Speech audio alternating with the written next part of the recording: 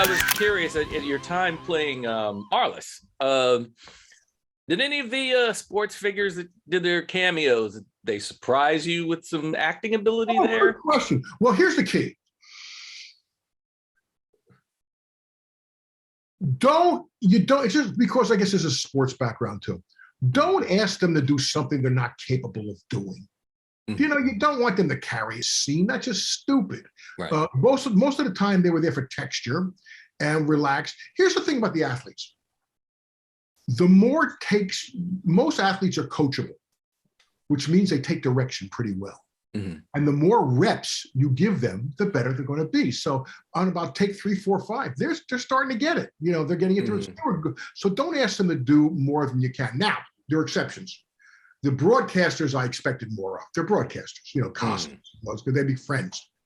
I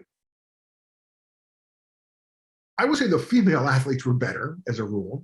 You know, also, I had relationships with certain guys. Believe it or not, I'm friendly with Barry Bonds and Roger Clemens. So I could talk to them and say, okay, here's what we're going to do, and here's what I need. Like Roger, don't tell you, because the Yankees always wanted to see the script, and I'd never give it to him because Roger's going to cook up a story. Same thing with David Wells. So, but the one that there's a couple who were really good, but the one that we found out was Lincoln Kennedy, a defensive lineman, was a drama minor. We found this out. So I actually could give him some plot to carry. I could give him a little bit more. That was good. Oh, wow. By the way, I'm sorry to cut this off. A Cobb story, going back to you. I said the movie did not do well. It was too dark. Here's a story about that. I was playing in the, what's it called? The Lexus Challenge by Ray Floyd golf tournament.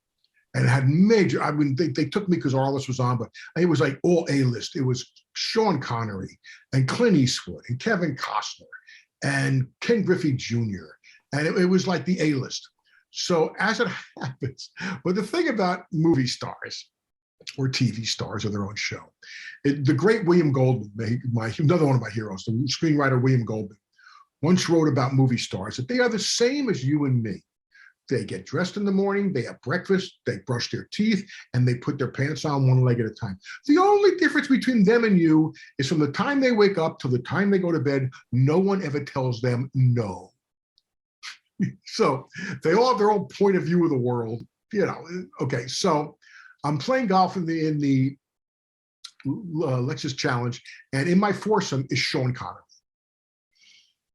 And Connery, who I'm a huge fan of, but you know, all these guys got their point of view and the ego. So we're walking down the first fairway, and Connery says, "You were in that movie Cobb, weren't you?" I said, "Yes, I was." He goes, "Now Cobb was a huge failure, bomb, big time." And he says, "I'll tell you why that movie didn't do well." And I said, "Okay, I'm listening." He says, "Because it showed what it takes to be great. And Americans don't want to see what it really takes to be great." I took that in a second and I said, okay, Sean, but you should know it bombed in the UK too. So then he gave a big, and he didn't talk to me much after that. I mean, but that's what I remember about Cobb and Connery. That's a great story. Thank you. That's great.